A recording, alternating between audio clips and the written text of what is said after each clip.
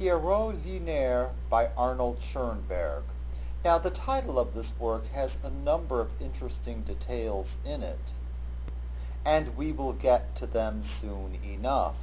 But first I'd simply like to point out that, like the Stravinsky work that we heard just a little while ago and that we took a look at, this work has a French title. So the first two works in this unit have had French titles, but they were not written by French composers. In terms of genre, this work is a song cycle, but it's not quite like the art songs that we took a look at in our exploration of romantic music. Although the 19th century art song was generally a composition for a solo voice and a keyboard instrument, the performing forces for this composition are a bit more complex and take us a bit longer to explain and to understand. This composition is scored for a vocalist and a small instrumental ensemble.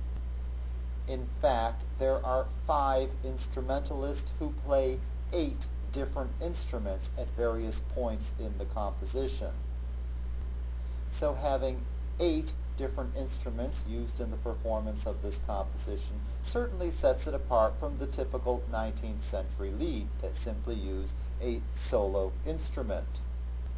Before we take a look at what is meant by a vocalist in the performing forces of this composition, let's take a look at the text of this song cycle.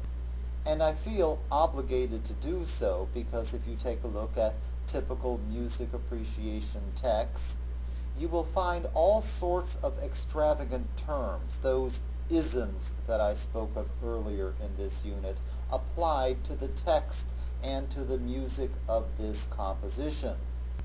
In fact, although these terms, these isms, work perfectly with various types of literature and accomplishments in the plastic arts during the 20th century, they have absolutely nothing whatsoever to do with music. So I really feel that I must point out to you exactly what these texts are all about. The texts of these songs were written by Albert Giraud, an obscure 19th century Belgian poet. And in fact, if these poems had not been translated into German, and if they had not caught Schoenberg's attention, probably no one would be thinking very much about Albert Giraud these days. In fact, you don't have to remember who Albert Giraud is, but you must realize that these texts were written during the 19th century by an obscure poet of that time. And since these poems were written, I believe it was in the 1870s, during the 19th century, they are decidedly romantic. In fact, all of you can observe and identify the currents of Romanticism. We went through them in great detail in Unit 7 of this course, so let's apply them to the poems at hand.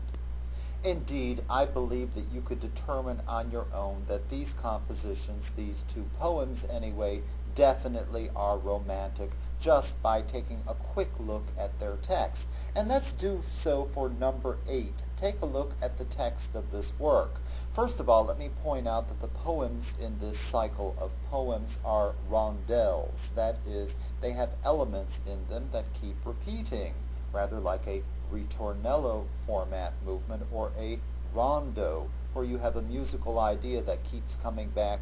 Here you have 1 or 2 lines of the poem that come back at fairly regular intervals.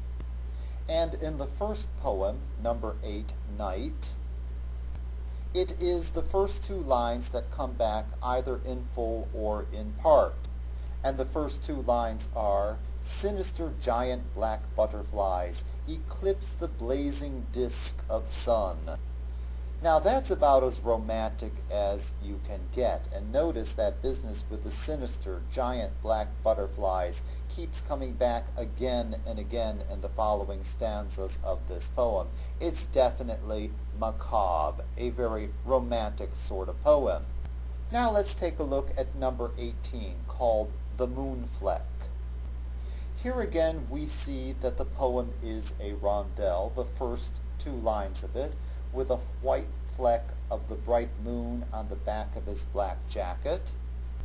Those two lines keep coming back in full or in part throughout the poem.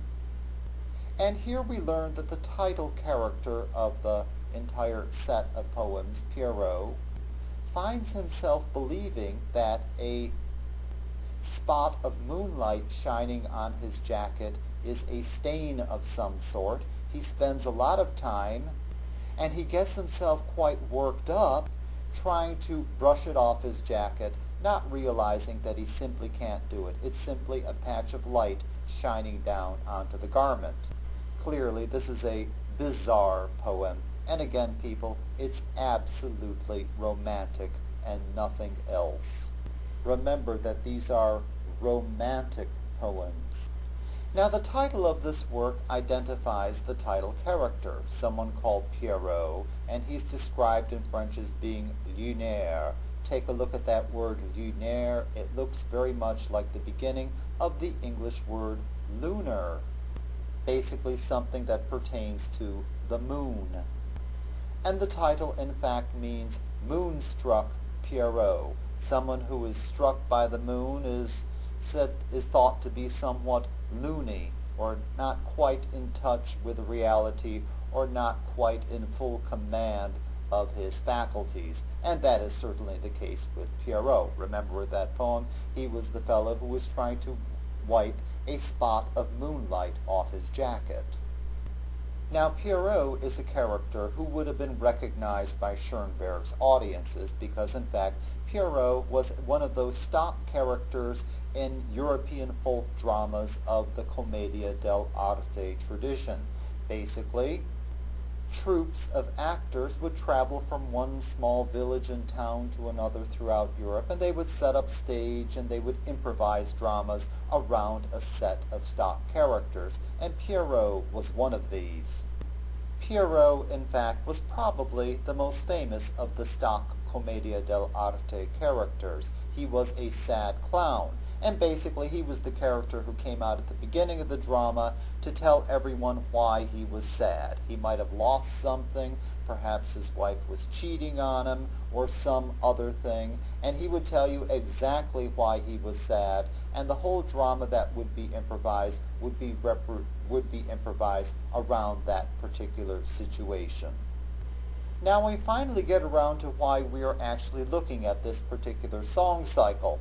And one of the reasons that we're doing so is because the vocalist presents this song cycle in Sprechstimme. So each of the texts is not sung, but is presented in Sprechstimme.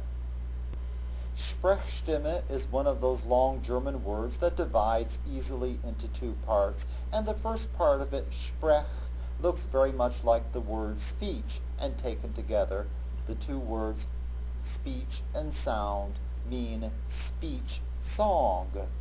And Sprechstimme is simply one of the three types of vocal delivery that we use.